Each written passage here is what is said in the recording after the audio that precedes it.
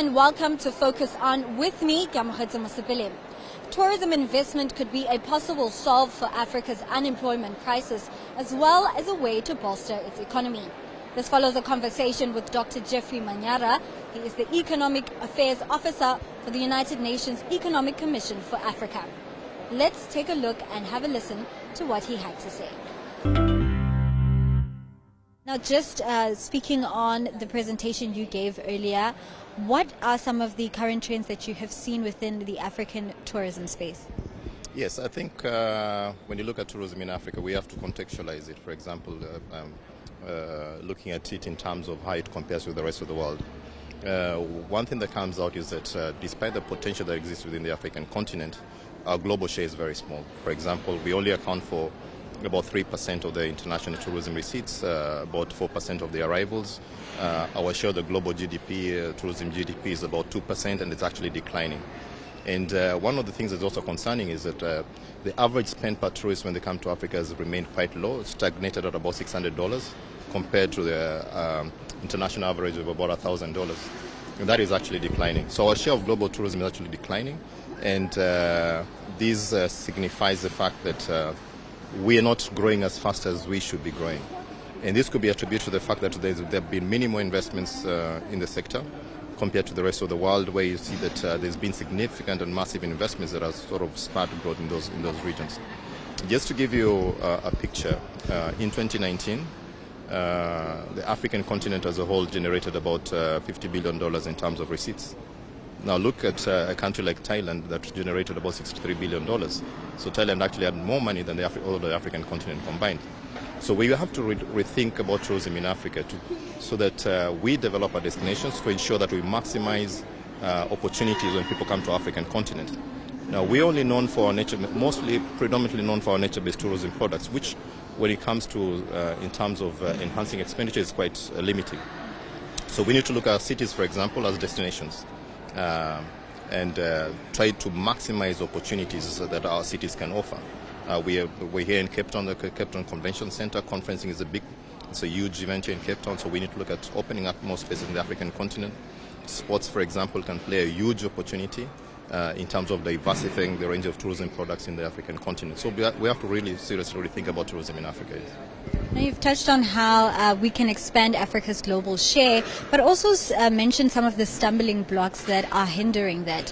What, in your opinion, is an approach that African governments can take to make the continent an attractive investment destination, particularly for tourism investment? Yes, of course. Now we need to have a conducive policy environment. What do I say this? Like doing our business, we need to improve our doing business environment, create a conducive environment to attract investors within the Africa to come and do business here. One of the challenges we had is the perceptions of instability. The tourism sector tends to be very sensitive, and people don't want to put their money where if externalities take place and so forth, that's really going to affect our investments. Now we have to note, like for example, if you look at establishing a hotel, these are capital-intensive ventures. So we must find ways of guaranteeing those investments so that to create confidence that Africa is actually ripe for investments.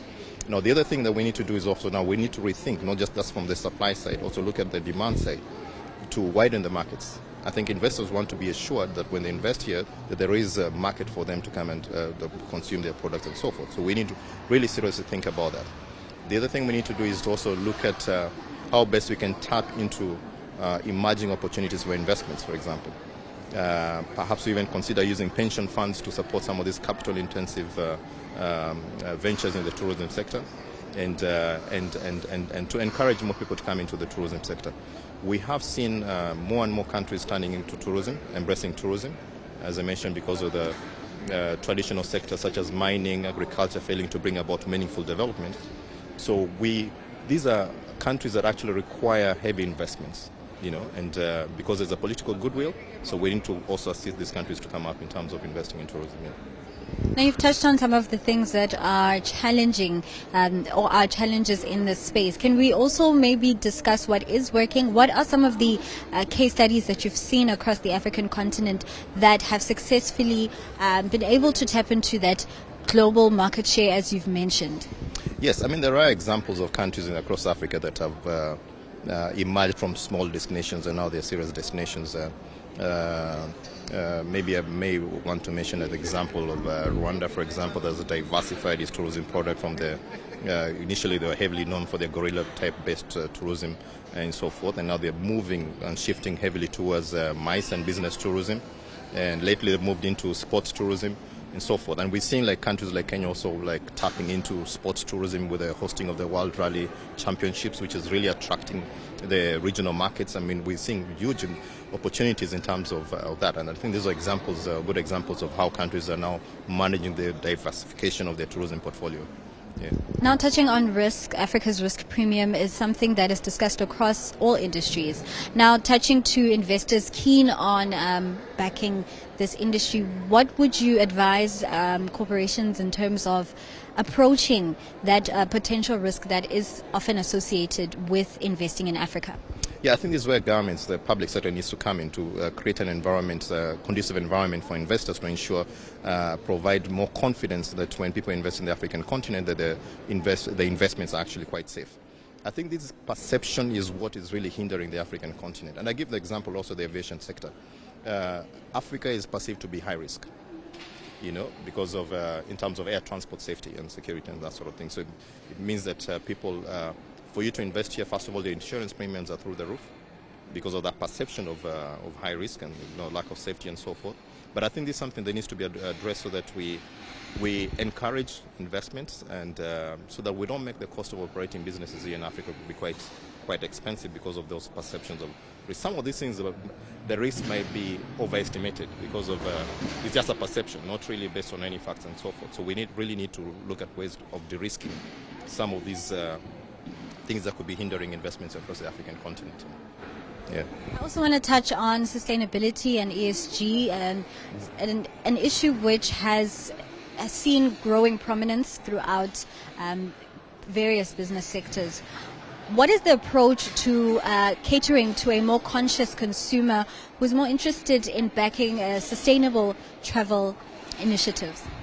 Yeah, I think the question of sustainability is an interesting one. I think when people talk about sustainability, there is a tendency to be more inclined towards the environmental dimension of sustainability. But when you talk about sustainability, we need to look at the three dimensions, socio-economic, socio-cultural, economic, and environmental dimensions. For as long as these are addressed in a balanced manner, then we can achieve sustainability. But the challenge, when you really address only one dimension of sustainability, then you also risk the other dimensions of sustainability. So when you talk about investing in the African continent, I think it's important that we look at the three dimensions of sustainability and to see how those vessels are addressed. Now, why am I saying this? Now, the challenge we have in Africa, as I mentioned, is that the tourism product is predominantly nature-based. And sometimes, unfortunately, the environmental dimensions tend to take preference over the other dimensions of sustainability.